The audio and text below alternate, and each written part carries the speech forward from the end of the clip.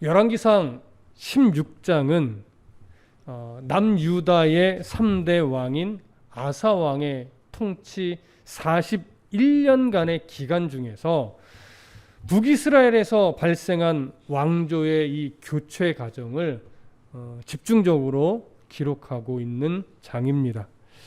실제로 남유다의 아사 왕 통치 기간 동안 한 사람의 통치하는 기간 동안 북이스라엘에서는요 6명의 왕이 교체됩니다. 좀 간략하게 살펴보면 15장과 약간 겹치는 부분이 있는데 아사 왕이 즉위한 지 2년쯤에 여로보암의 아들 나답이 북이스라엘의 2대 왕이 되지요. 이것이 열왕기상 15장 25절부터 27절에 있는 내용입니다. 그리고 그 이듬해인 아사 왕 통치 3년쯤에 이 바아사가 나답을 암살하죠. 그래서 나답을 죽인 이 바아사가 북이스라엘의 3대 왕이 됩니다. 우리가 이 내용까지 살펴봤어요. 열왕기상 15장 28절부터 기록된 내용인데 요 바아사와 관련된 내용이 이제 16장 5절까지 계속 이어집니다. 이때 이 바아사는 나답을 죽이는 것으로 끝난 것이 아니라 여로보암의 가문의 모든 사람을 다 죽입니다. 매우 잔인한 모습을 보이죠. 근데 이것이 바로 하나님의 징계의 또 결과이기도 했다는 것을 우리는 알 수 있습니다. 그리고 아사 왕의 통치 이제 26년쯤에 바아사의 아들 엘라가 북이스라엘의 네 번째 왕이 됩니다. 이건 이제 우리가 앞으로 살펴볼 내용에 해당하죠. 그리고 나서 아사 왕의 통치 27년쯤에 그러니까 그 이듬해요. 이 나답처럼 2년밖에 통치를 못합니다. 아사 왕의 통치 27년쯤에 시므리가 이 엘라를 죽입니다. 바아사가 나답을 죽였듯이 시므리라는 인물이 엘라를 죽이고 북이스라엘의 5대 왕이 되죠. 이건 열왕기상 16장 10절부터 18절에 기록되어 있고 우리가 살펴보게 될 내용입니다. 이때 이 시므리는 엘라와 함께 바아사 가문의 모든 남자를 죽이는데 친척과 친구까지 다 죽입니다. 그러니까 바아사보다도 더 잔인하고 더 철저하게 죽이게 되죠. 그런데 이 시므리의 통치는요, 이제 오므리라고 하는 더 군대의 실세인 오므리 장군에 의해서 7일밖에 통치를 못하고 결국 불 가운데 스스로 죽는 이런 흔적을 만들어냅니다. 이렇게 7일 만에 이 시므리의 통치가 끝이 나죠. 그러니까 여전히 아사왕 통치 27년 즈음에 시므리를 죽게 한 이 오므리라고 하는 장수가 북이스라엘의 6대 왕이 됩니다. 이것은 열왕기상 16장 19절부터 28절에 기록된 내용인데 이때 이 오므리가 왕이 되기는 했었는데 아직 즉위하기 전이에요. 근데 즉위하지도 못하고 어떤 일이 발생하냐면 나는 오므리의 왕권을 인정하지 못한다라고 하면서 디브니라고 하는 인물이 또 나타나요. 이 사람도 막강한 군부 세력 중에 한 인물입니다. 이 사람과 이제 권력 다툼을 하면서 내전을 펼치게 되는데 대략 한 5년 정도 내전을 펼쳐요. 얼마나 북이스라엘이 어지러웠겠습니까? 그렇게 내전 끝에 결국 디브니가 죽고 아사왕의 통치 31년쯤에 이 오므리가 북이스라엘의 온전한 왕이 됩니다. 그리고 나서 아사왕의 통치 38년쯤에 오므리의 아들 아합, 우리가 익히 갈멜산의 사건으로 잘 알고 있는 이 아합이 북이스라엘의 7대 왕이 됩니다.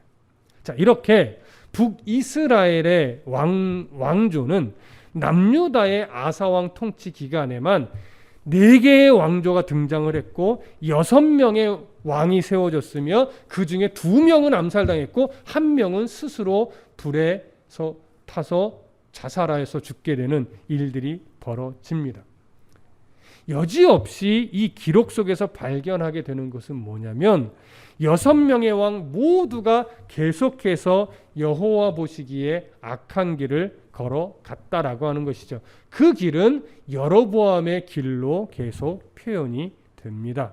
특히 조금 더 이따가 나중에 보게 될 오므리 왕조, 그러니까 오므리 왕과 그의 아들 아합에 대한 내용인데, 이 오므리 왕과 아합 왕의 통치에 대해서는 성경이 뭐라고 더 강조하냐면 이전 모든 사람보다 더욱 악하게 행하였다, 이렇게 평가를 합니다.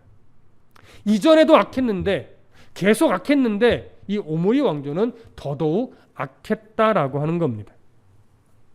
북이스라엘 왕조에서 변함없이 계속해서 드러나는 이 악행, 우리는 반복해서 어쩔 수 없이 이 악행의 모습을 보게 될 겁니다. 그래서 어쩔 때는 이거 저번 주에 했던 악행과 비슷한 것 같은데, 이렇게 여겨질 때가 종종 있어요. 실제로 그렇습니다. 그러다 보니까 설교자 입장에서는 또 이 얘기를 또 해야 되네, 또 그 다음 주 가면 이 얘기를 또 해야 되네, 이럴 때가 있어요. 하지만 하나님께서 이 거듭되는 악행 속에서 우리에게 또 주시고자 하는 음성이 있을 것이기 때문에 여지없이 반복되는 악행의 내용이지만 우리가 차근차근 살펴보려고 합니다. 먼저 16장 1절을 읽어보겠습니다. 16장 1절입니다. 함께 읽습니다. 시작. 여호와의 말씀이 하나니의 아들 예후에게 임하여 바하사를 꾸짖어 이르시되. 자, 지금 읽은 이 구절은 앞장인 열왕기상 15장 33절부터 기록된 내용과 사실은 맞물려서 이어지는 내용입니다. 나답을 암살하고 북이스라엘의 3대 왕이 된 이 바하사를 향한 하나님의 심판이 선지자 예후를 통해서 선언되는 그런 내용이죠. 여기 보면 선지자 예후에 대해서 뭐라고 좀 소개를 하냐면 하나니의 아들이라고 소개를 합니다. 여러분, 하나니 하면 이 기억나는 인물이 한 사람 떠올라야 돼요. 바로 남유다의 3대 왕 바하사의 이야기에 이 하나니가 등장을 하죠. 이 사람도 선지자로 등장을 합니다. 근데 어느 사건에서 등장을 하죠? 이 아사 왕이 통치를 잘했어요. 하나님 보시기에 종교개혁도 2번에 걸쳐서 행하면서 참 잘했는데 그 끄트머리 즈음에 이제 바하사와의, 오늘 언급되는 이제 바하사와의 전쟁 위기 속에서 하나님을 이전처럼 의지했어야 되는데 너무나 모든 것이 잘 되고 종교개혁도 잘했고 신앙도 하나님을 잘 바라보고 있는데 그 후반부에 전쟁의 위기 속에서 이 아사가 하나님을 의지하지 않고 자기의 정치적 수완을 의지했던 사건이 한번 나타나요. 아람의 왕에게 예물을 보내서 도움을 요청하는데 이 바하사가 지금 우리와 전쟁을 하려고 준비 중에 있으니 당신들이 북쪽에서 공격을 해서 이 바하사가 우리를 공격하지 못하게 협조를 해라. 이렇게 서로 동맹 요청을 했고 이 아람의 왕은 이 동맹이 자기에게 더 이득이 되리라고 판단을 했기 때문에 아사의 요청대로 북이스라엘을 공격을 하게 되죠. 그래서 아사는 지혜롭게 전쟁을 피합니다. 정치적으로는 참 지혜로운 행동이었는데 신앙적으로 보면 하나님을 의지하지 않은 참으로 무지한 행동이었습니다. 우리는 이 사실을 확인했었죠. 이때 이 사건이 있은 후에 하나님은 하나니 선지자를 보내서 아사 왕의 이 일을 책망했어요.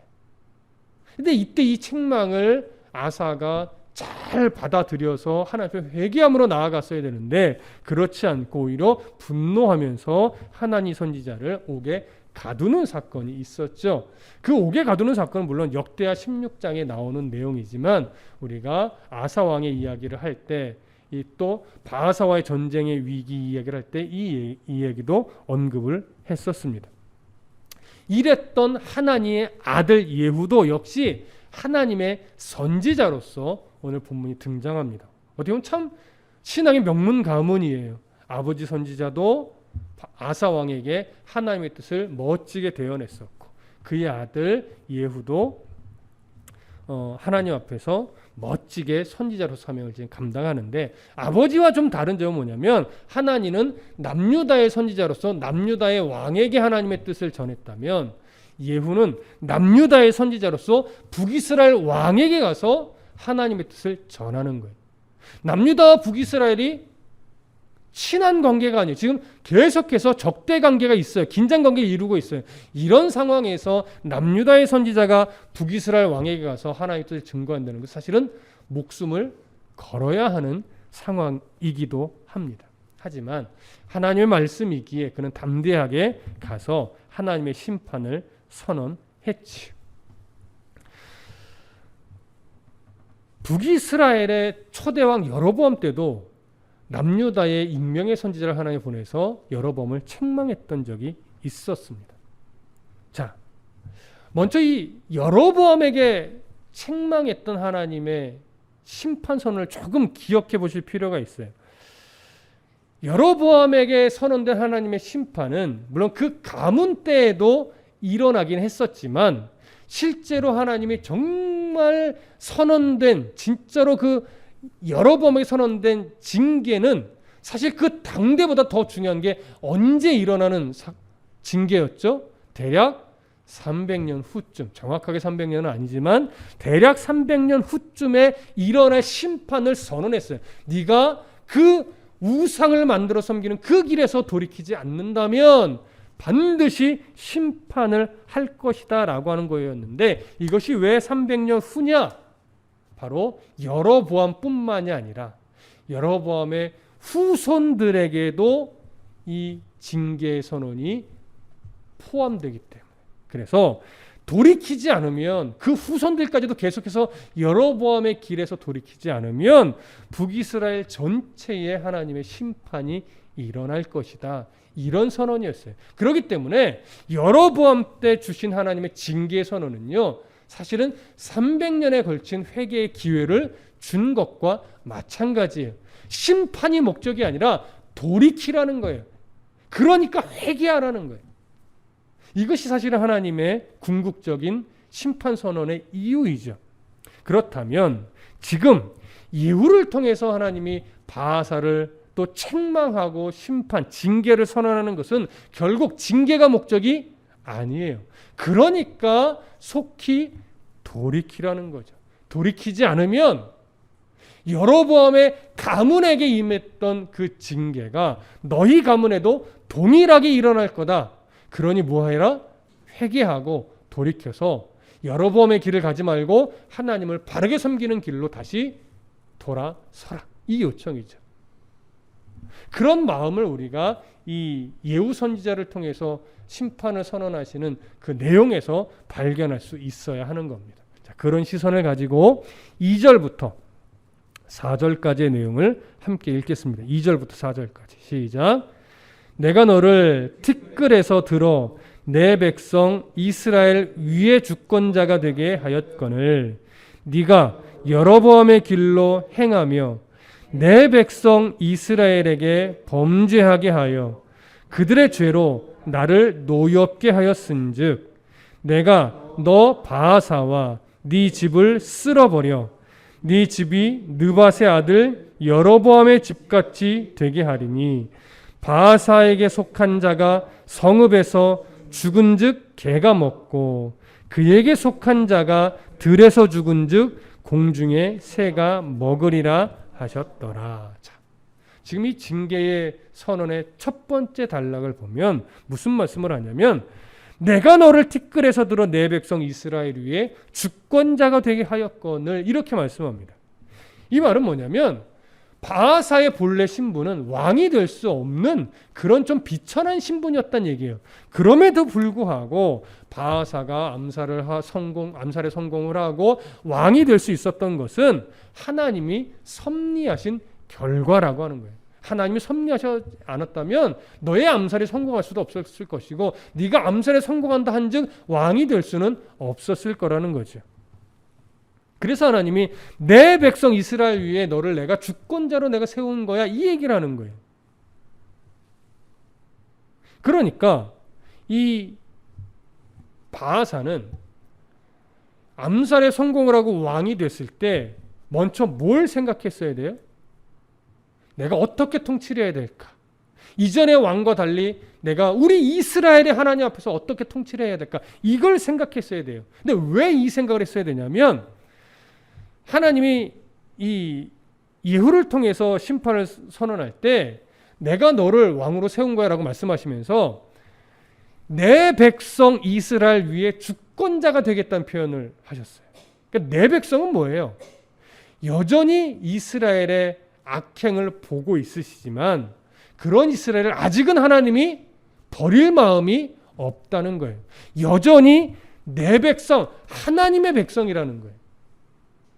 우상 숭배에 그렇게 치달아 있었음에도 불구하고 하나님은 이스라엘을 포기하지 않고 끝까지 지금까지도 자기 백성으로 여기며 바라보고 계시는 거예요. 그러니까 아직 기회가 있어요, 없어요? 기회가 있어요. 그러니까 사실은 바아사가 왕이 돼서 통치를 하면서 처음부터 이런 하나님의 마음을 깨닫고 여로보암의 길에서 돌이켜서 하나님을 섬기는 길로 나아갔다면 정말 하나님이 놀라운 복을 주었을 겁니다. 그런데 바아사는 그런 하나님의 마음을 깨닫지 못한 거죠. 하나님이 바아사에게 너 여로보암의 길에서 돌이켜서 나를 섬겨야 된다라고 아마 환상을 보여주지는 않은 것 같아요. 직접적으로 현현해서 그에게 말씀을 주셨다거나 예언을 해주신 것 같지는 않습니다. 하지만 어떤 형태로든 하나님은 분명히 바아사에게 이런 하나님의 마음이 전달될 수 있도록은 하셨으리라고 저는 생각을 합니다. 어떤 모양으로든지 아니면 누구의 입을 통해서든지 아니면 그의 앞에 뭐가 있어요? 선왕들의 역대 지략이 있어요.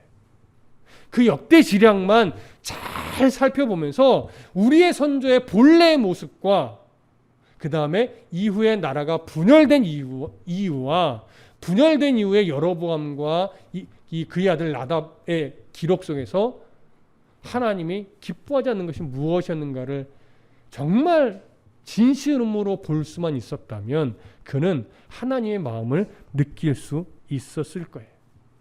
어떤 형태로든 분명히 전달하셨으리라고 저는 생각을 합니다.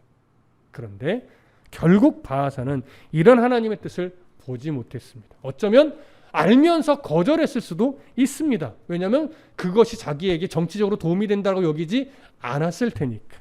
그래서 여전히 여로보암의 길로 행하면서 하나님의 백성인 북이스라엘의 이 백성들이 여전히 우상 숭배에서 떠나지 못하도록 그 바아사가 선왕들처럼 그 악한 길로 백성들을 이끌어 간 거죠. 그렇게 이스라엘 백성들은 계속해서 범죄의 길에 서 있었습니다. 하나님이 보실 때. 그래서 하나님은 계속해서 안타까워 하셨던 거죠. 결국 하나님은 바아사의 가문도 여로보암의 가문처럼 징계하겠다라고 선언하셨죠. 바아사에게 속한 자가 성읍에서 죽은즉 개가 먹고 그에게 속한 자가 들에서 죽은즉 공중의 새가 먹으리라. 사실 이 내용은 이미 14장에서 여로보암의 가문에 선언됐던 징계 내용과 거의 똑같은 내용입니다. 이렇게 무서운 징계의 말씀을 들었을 때 이것이 마지막 회복의 기회인 줄 알고 그는 그 자리에서 엎드려 자복하며 회개했어야 합니다. 그렇게 했다면 그는 분명히 하나님이 주시는 놀라운 복을 경험할 수 있었을 거예요. 바아사가 너무나 무지하고 어리석어서 이런 하나님의 마음을 보지 못합니다. 징계가 목적이었다면 예후를 보낼 이유도 없고 이 징계 선언을 하실 이유도 없어요. 그냥 징계를 내리시면 돼요. 그런데 징계 선언을 해 주셨다라고 하는 것은 하나님이 우리에게 징계를 원하지 않는다는 것과 똑같아요. 그러니 돌이키라는 거예요. 나 너 징계하고 싶지 않으니 돌이켜라. 하나님을 바라보라. 여로보암의 길에서 떠나라. 이 얘기라는 거예요. 이런 오늘날 하나님이 우리에게도요. 이런저런 모양으로 우리의 연약함을 아시고 우리의 무지 어리석음을 아시고 돌이키라는 사인을 주실 때가 참 많아요. 근데 우리가 참 어리석어서 그런 하나님의 음성을 못 들어요. 잘 깨닫지 못해요. 그래서 그리스도인들은 왜 날마다 깨어 있어야 되냐면 이런 하나님의 음성을 우리가 하나님의 음성으로 들을 수 있어야 되기 때문에 날마다 깨어서 말씀을 읽고 기도하며 하나님의 음성에 민감하게 우리가 반응할 수 있도록 내 삶을 항상 하나님과 주파수를 맞춰놓는 씨름을 그래서 해야 되는 거예요. 그것 때문에 우리가 더 예배를 가까이 하고 성경을 읽고 또 설교를 듣고 또 성경 공부를 하는 겁니다. 지식 쌓으려고 하는 거 절대 아닙니다. 어디 가서 좀 자랑하려고 하는 것 절대 아닙니다. 내가 이만큼 성경 공부했어요. 내가 이만큼 성경을 읽었어요. 이거 아무 의미 없습니다. 하나님을 깨닫고 하나님 마음을 일상에서 내가 계속 느끼면서 내가 책망을 받을 때는 이게 나에 대한 책망이구나를 알고 이게 나에 대한 위로구나 이 음성을 들을 줄 알고 너 잘하고 있다 이런 하나님의 음성을 들을 줄 아는 것 이게 신앙의 실력이고 이것이 바하사에게 주는 책망의 어떤 이유이기도 합니다.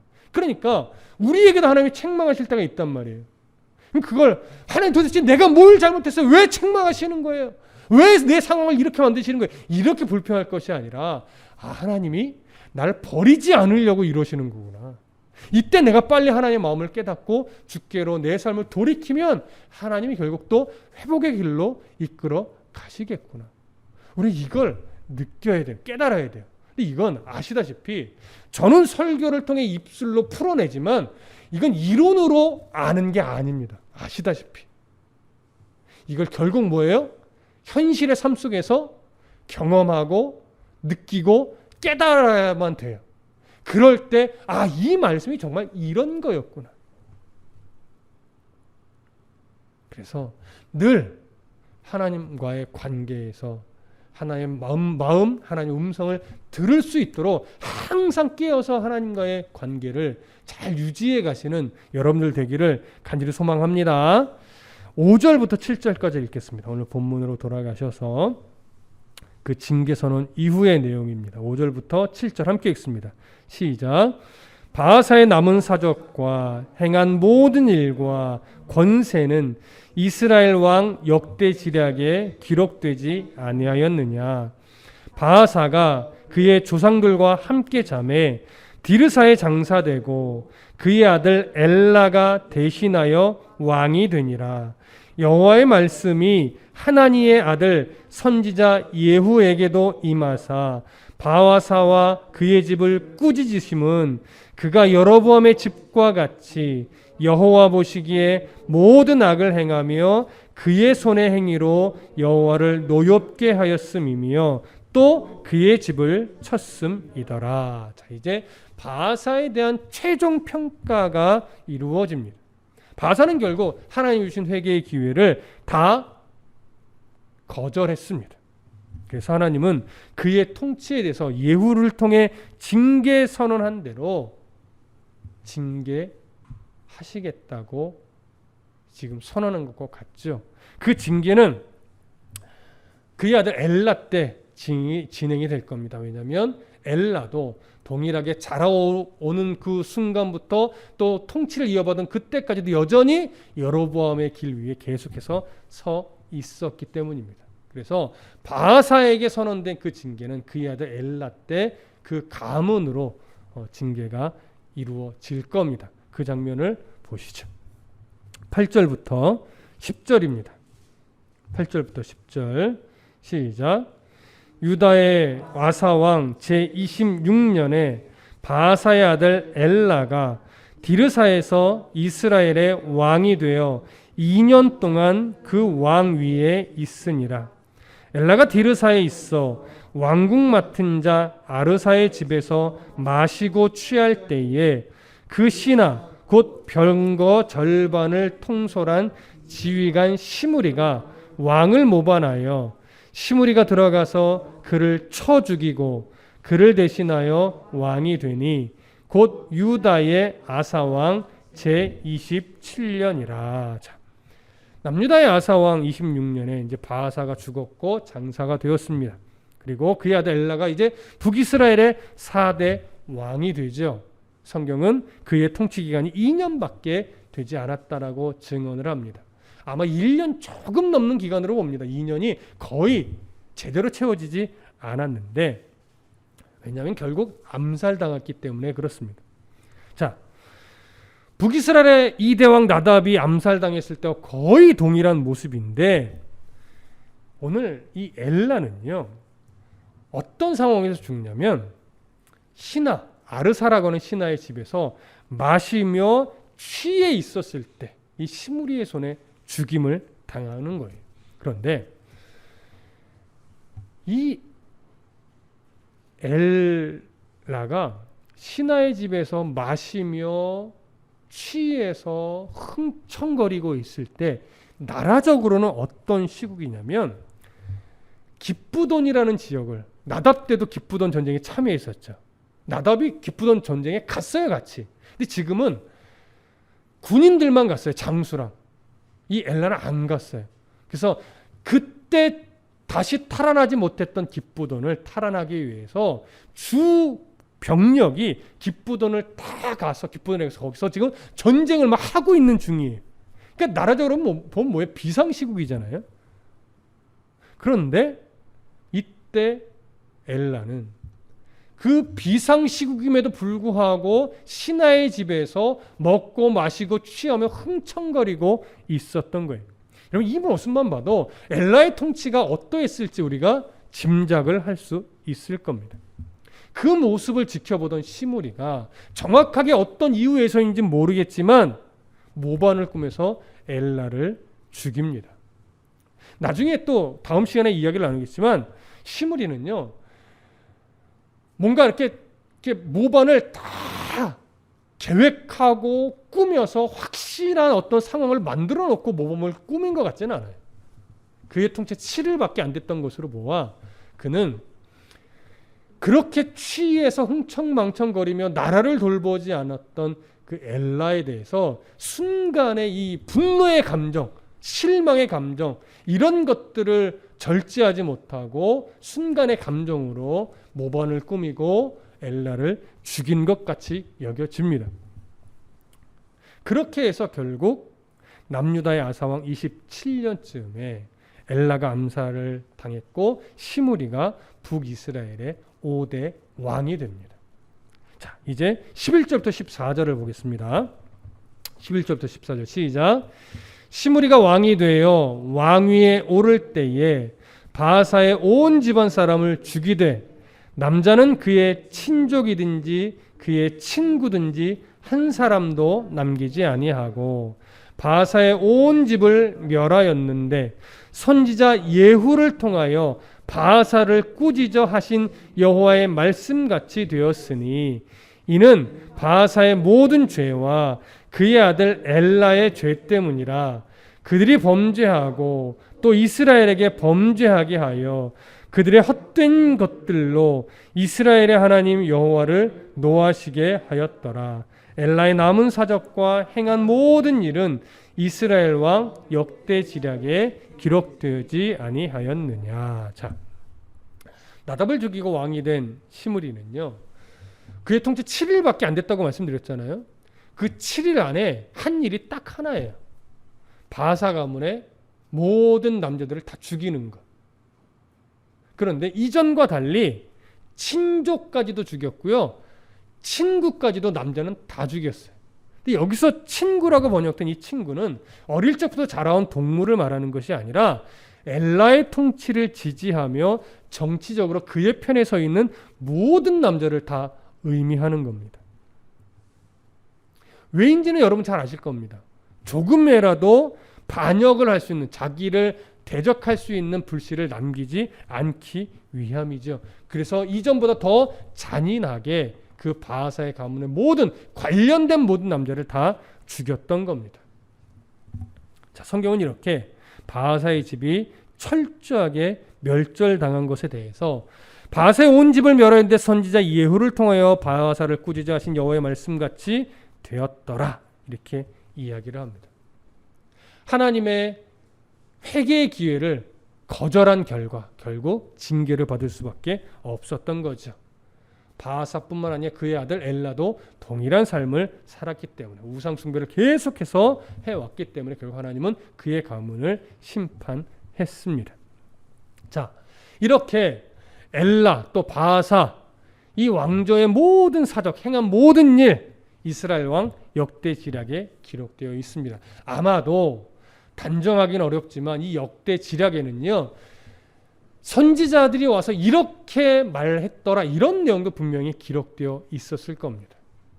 그렇다면 이 역대지략은 북이스라엘의 왕정 일기처럼 기록된 내용이지만 하나님의 시선에서 볼 때 역대지략은 이 왕들이 하나님 앞에서 어떤 죄를 저질렀고 그래서 어떤 결과를 맞이하게 되었는지에 대한 고발장과도 같은 역할을 할 거예요. 하나님의 시선으로 보면. 그러니까 후대의 왕들은 그 기록을 보면서 이런 일이 있었구나 지식적으로 알라는 것이 아니라 왜 이런 결과를 초래했는지, 그때 선지자가 와서 이런 말을 했는데 왜 왕들이 그 말을 듣지 않고 결국 이런 결과를 맞이했는지, 이렇게 교훈으로 삼아야 되는 건데, 이상하게도 북이스라엘의 왕조는 그 역대지략에 기록된 내용을 하나님이 주신 경고요 교훈으로 받아내질 않았다라고 하는 거죠. 그래서 계속해서 북이스라엘의 역사는 암울한 역사로 계속 이어가는 거예요.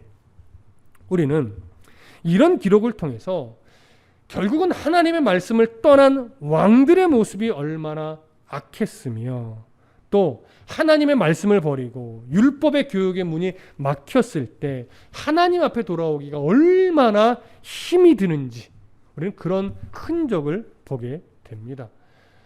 얼마나 악하면, 얼마나 그 마음이 강팍해졌으면 이스라엘의 하나님이 보낸 선지자가 와서 책망을 하고 징계를 선언하는데도 돌이키지 않았던 거죠. 자, 이제 좀 생각해 봅시다. 왜 이렇게 북이스라엘의 왕조는 악행을 버리지 못한 걸까요? 선지자가 와서 하나님의 말씀을 전하며 책망하고 징계를 선언해도 왜 두려워할 줄 모르고 돌이키지 않은 걸까요? 잘 보십시오. 이들이요, 신앙적으로는 하나님 보실 때 실패한 자들이에요, 분명히. 그런데 정치적으로까지 실패했을까요? 그렇지 않습니다. 북이스라엘 왕조를 이렇게 잘 훑어 내려가서 보고 그 주변 역사를 보다 보면 여로보암 때도 그렇고 바하사 때도 그렇고요, 정치적으로 보면 주변 나라에 뒤지지 않을 만큼 매우 강했어요. 그래서 북이스라엘의 역사 이렇게 후반부로 갈 때 나중에는요, 남유다의 왕들도 북이스라엘의 이 강성함을 부러워하는 흔적이 또 나타나요. 나중에 이런 걸 볼 때 북이스라엘은 정치적으로는 나름 계속 강했어요. 그러니까 왕들이 하나님을 의지하지 않으니까 정치적인 수완과 군사력을 발휘해서 나름 부강한 나라를 만들긴 한 거예요. 그러나 그 부강함이 하나님이 허락하신 부강함이 아니에요. 자기 노력으로 만들어내고 자기 지혜로 만들어내고 자기의 전략과 자기의 정치적 수완으로 만들어낸 강력함일 뿐이에요. 그러니까 그것은 진짜 안전함이라든가 진짜 강성함이 아닌 거죠. 속는 거예요. 자기 수완으로 나라가 그래도 강성하고 나라가 부강하니까 하나님 없어도 되겠다라고 속는 거예요. 하나님 의지하지 않아도 되겠다라고 속는 거예요. 오히려 그렇게 강성해지니까 자기가 노력했던, 자기 열심으로 섬겼던 우상들이 주는 복으로 착각을 하는 거예요. 오해를 하는 거예요. 그러니까 하나님께로 돌아오질 못해요. 오히려 다 빼앗기고 다 무너지고 하나도 없었으면 오히려 하나님 앞에 돌아올 수 있었을 수도 있겠죠. 하지만 이때 하나님은 그런 방법을 쓰지는 않았었습니다. 그래서 결국 정치적인 강성함 때문에 이들은 신앙적 판단력이 흐려지면서 계속해서 죄에 무디어져 버렸던 겁니다. 여러분, 죄에 무디어지는 것은 정말 위험합니다. 죄에 무디어지면 결국 하나님에게도 무디어지는 거예요. 그래서 우리는 날마다 아까도 언급했듯이 하나님과 관계를 늘 잘 유지해 가야 됩니다. 말씀으로 예배 가운데 찬송하며 기도하며 위로하시는 하나님, 책망하시는 하나님, 어떤 그 도전을 요구하시는 하나님, 이런 하나님을 끊임없이 내가 느끼면서 바라보면서 하나님과의 관계 속에서 이런 하나님을 계속 바라볼 수 있어야 돼요. 잘 될 때 특히 하나님을 더 잘 바라봐야 됩니다. 여러분, 그래서 우리가 늘 뭘 조심해야 되느냐? 현실에 속지 말아야 됩니다. 현실에 속으면 하나님 앞에 겸손히 나가야 될 태도를 놓쳐요. 여러분, 상황에 자꾸 속으면 하나님을 의지하지 못하게 돼요. 감정에 속으면 하나님을 신뢰하지 못하게 돼요. 현실, 상황, 감정. 여러분, 이것에 속는 성도들이 꽤 많습니다.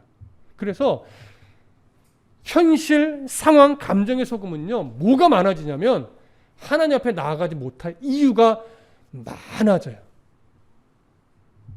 너무 많아서도 못 가고요. 너무 없어서도 못 가요. 너무 좋아서도 못 가고요. 너무 아파서도 못 가요. 하나님 앞에. 이게 뭐예요? 내 감정에 속는 거예요. 내 상황에 속는 거예요. 내 현실에 속는 거예요. 그것 위에 계신 하나님을 못 보고요. 그것에 붙잡히니까 하나님의 의지가 안 되고 하나님 필요 없어지고 이렇게 되는 거죠. 상황, 현실, 감정에 속지 말고 늘 겸손하게 하나님 앞에 가까이 나아가며 말씀과 기도와 찬양 가운데서 하나님과의 이 관계성이 늘 친밀해질 수 있는, 그래서 하나님의 마음을 날마다 가슴으로 느끼며 하루하루 주님 주신 삶을 정말 복되게 살아내는 저와 여러분 모두 되시기를 간절히 소망하고 축복합니다. 기도하겠습니다.